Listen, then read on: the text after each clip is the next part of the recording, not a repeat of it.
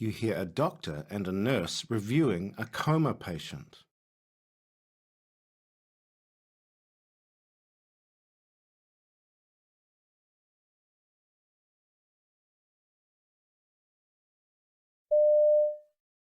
Okay, this patient has been out for some time now. We had quite difficult intracranial pressure control yesterday.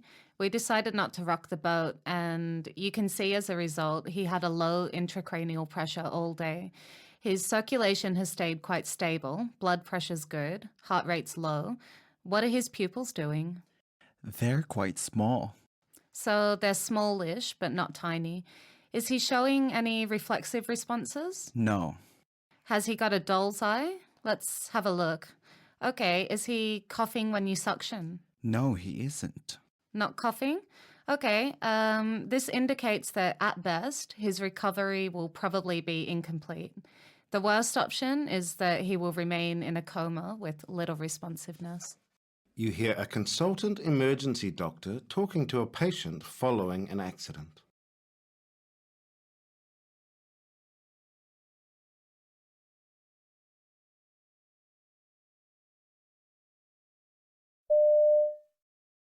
Hello, Ellen. Hi, Doc. Can I just take a minute to talk to you about the injuries we found? Sure.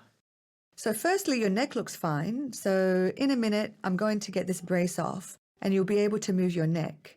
But you've got a fracture of your shoulder blade, a fracture of your thigh bone, a fracture through the tibia and fibula, the lower leg bones, and there are also fractures in your ankle, the talus, your heel bone, and the ankle joint above it, the calcaneus. We were quite worried about the blood flow past the fracture in your thigh, so we did an angiogram and a CT scan, and they actually show good blood flow. So with these injuries, you're going to need surgery, and it could be a bit complicated. You hear a clinical researcher introducing a professional development workshop.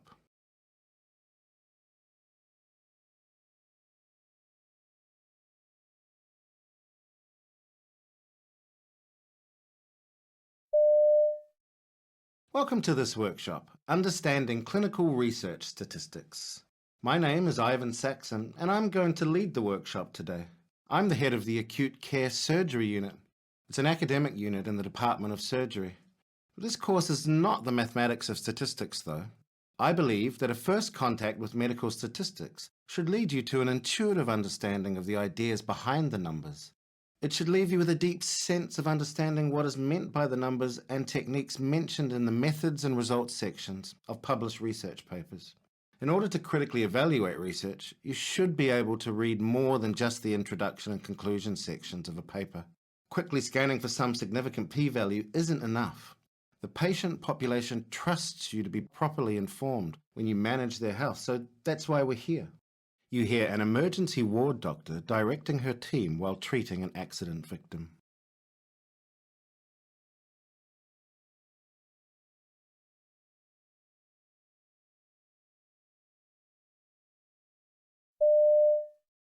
Okay, let's get on with the primary survey. It's a serious injury to his left leg. It's extremely pale, so blood flow could be an issue. But I'm worried about other serious injuries that aren't so obvious. A fracture of the pelvis, abdominal or spinal injuries. I think we better get the consultant emergency surgeon down here too. Okay, so you need to get the lines in, blood off, and we need to remove the rest of his clothing. We're going to want to get some x-rays done before anything else. Chest, pelvis, femur, please.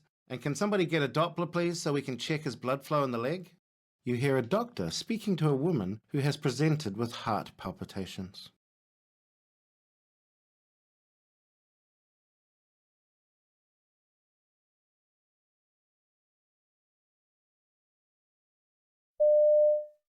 And do you feel short of breath with the palpitations? Yeah, and I'm losing my voice too. So you'd just got to work and this happened? Yeah. When's the last time it happened?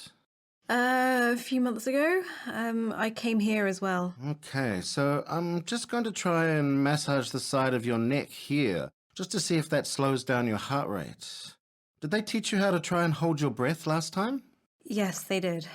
Did you try that this morning? Yeah, I did. Oh, great. Very good. Okay, well, that massage doesn't seem to be working. Let's try something else. What I want you to do now is to blow as hard as you can into this syringe. Ready? Blow, blow, blow, blow. And stop. That doesn't seem to be doing much either. All right, we need to drop that rate, so we better try some meds. You'll need a drip. You hear an emergency paramedic talking to an accident and emergency doctor about a patient who has fallen from his motorcycle.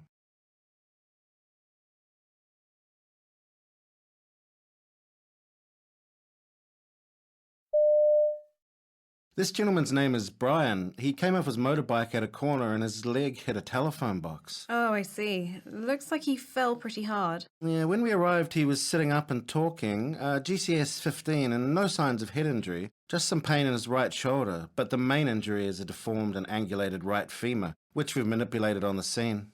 How's his circulation around the leg? He had a cold avascular right foot at the time, and the blood supply seems to have come back post-manipulation. Numbers-wise, he's normal. He's had 150 milligrams of ketamine and a total of 8 milligrams of morphine as well.